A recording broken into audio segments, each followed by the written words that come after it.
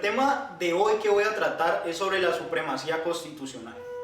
Se dice que la Constitución es un ente supremo que brinda los lineamientos directos y jurídicos de cuáles deberán ser esas situaciones que deberá permear directamente.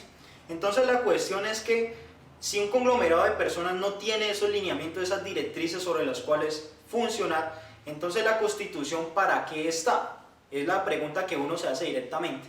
Pues sencillamente la palabra Constitución viene de un término referido directamente que quiere decir constituir, o sea, formar. Y formar algo sobre un Estado sobre los cuales deberá tener ciertos derechos y ciertas garantías y ciertas obligaciones directamente. Entonces, si uno se refiere al término supremacía, quiere decir que es un ente supremo que dirige y da las notables circunstancias sobre las cuales la Constitución deberá permear los otros asuntos y las otras leyes, decretos y órganos que estén involucrados directamente con ella. Por eso se establece como un documento principal, porque este documento es norma de normas sobre la cual ninguna otra norma que esté por debajo de la Constitución podrá sobrepasar este asunto o esta característica que la misma impone.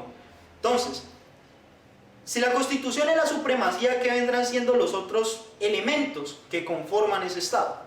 Los otros elementos resuelven garantías y procesos directos con la relación entre particulares o el particular y el Estado.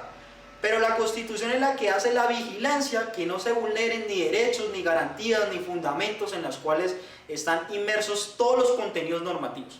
La Constitución principalmente involucra ese carácter y ese deber ser de cuál deberá ser el principal argumento o eje central de un Estado social de derecho o de cualquier Estado, involucrando directamente cuál deberá ser una situación en la cual este documento, si es norma de normas, deberá tener principalmente.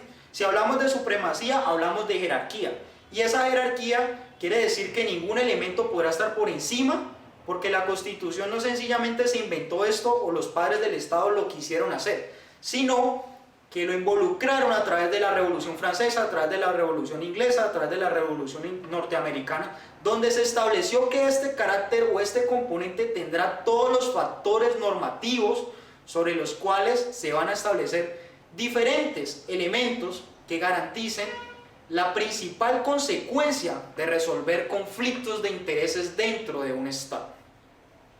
Si hablamos de este ser supremo, pues lo establecemos como un principal, o lo traemos también, por decirlo así, una analogía directa que tienen las personas para reclamar y verse involucrados en ese Estado y saber cuál deberá ser el principal elemento al cual usted debe resolver directamente. Si la supremacía es esa característica y ese elemento principal, entonces ¿cuál deberá ser el elemento estatal directamente involucrado con una constitución política? La constitución política tiene características diferentes que son políticas, culturales, diversas, étnicas y entre otros elementos que la constituyen.